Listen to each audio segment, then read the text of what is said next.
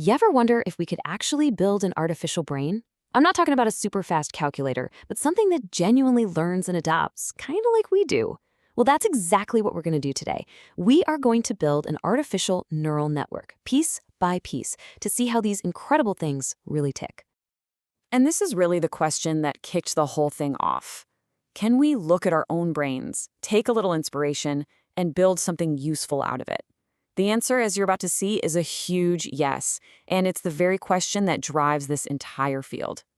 So, where do you even begin if you want to build an artificial brain?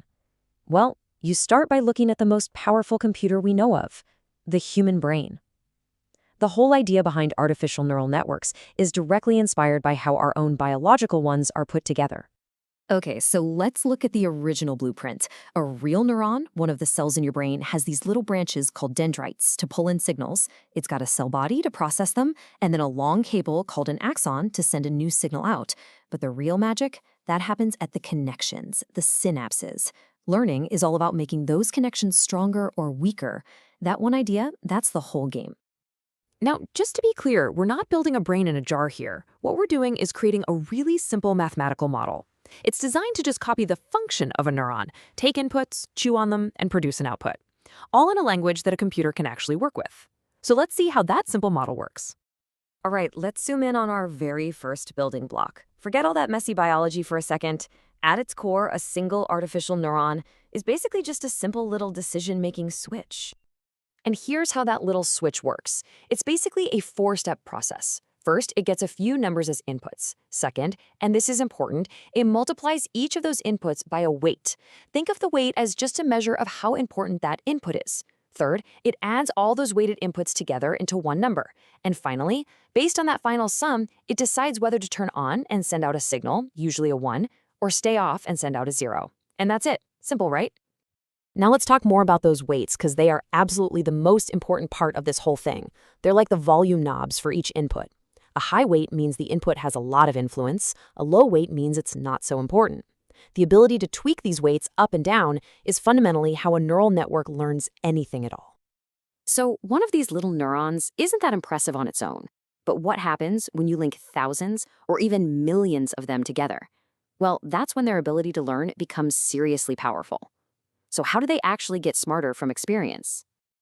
This is the million-dollar question, isn't it? If a network with millions of connections makes a mistake, how in the world does it figure out which of those connections to tweak? It needs some kind of feedback loop, a way to learn from its screw-ups. Learning in this world is really just a process of correcting mistakes over and over again. So let's say you're teaching it to recognize a picture of a cat. It makes a guess, dog. You tell it, nope, that's a cat. The network then measures how wrong its guess was, we call that the error, and it goes back and adjusts all its internal weights, just a tiny, tiny bit, to make a better guess next time. It does this thousands and thousands of times. And this is a fantastic way to picture what's happening. Think of all the possible settings for all the weights in the network as a single point on a massive hilly landscape. The height of the land at that point is the total error. The network's job during training is to be a hiker, always taking a step in the steepest downhill direction, trying to find the very bottom of the deepest valley in that landscape. Now, the algorithm that does this has a fancy name, backpropagation, but all it really means is working backward from the mistake. The algorithm looks at the final error and traces its way back through the network, assigning a little bit of blame to each weight that contributed to the mistake. Then it just nudges each of those weights in the right direction to make the error smaller next time. It's this super subtle, constant process of fine-tuning. Let's make this super concrete. Check this out. On the left, before training, the network's attempt to separate pictures of apples and oranges is just random. It's drawing a line anywhere. But on the right, after it's seen thousands of examples and minimized its error each time, it's learned to draw a boundary that almost perfectly separates the two. It's actually learned the difference. But there's a catch. There's a hidden trap in this whole training process. What if the network doesn't actually learn the general concept of an apple, but instead just memorizes the exact pictures of apples it was shown? This gets us to a really crucial idea, the difference between learning and just memorizing. And that's the trap. What happens when a network gets, well, too good at its homework? If it becomes obsessed with getting a 100% perfect score on the examples it's training on, it can actually start to memorize the noise and all the weird, irrelevant details instead of the actual pattern you want it to learn. This is called overfitting. And you can see the difference clear as day right here. The overfitted network on the left drew this crazy squiggly line just so it could perfectly classify every single dot it was trained on. But if you show it a new apple it's never seen before, it'll probably get it wrong. The network on the right, though, it learns the general trend. It gets the big picture. And that's what makes it actually useful in the real world. So how do the pros stop this from happening? Well, they have a few tricks up their sleeve.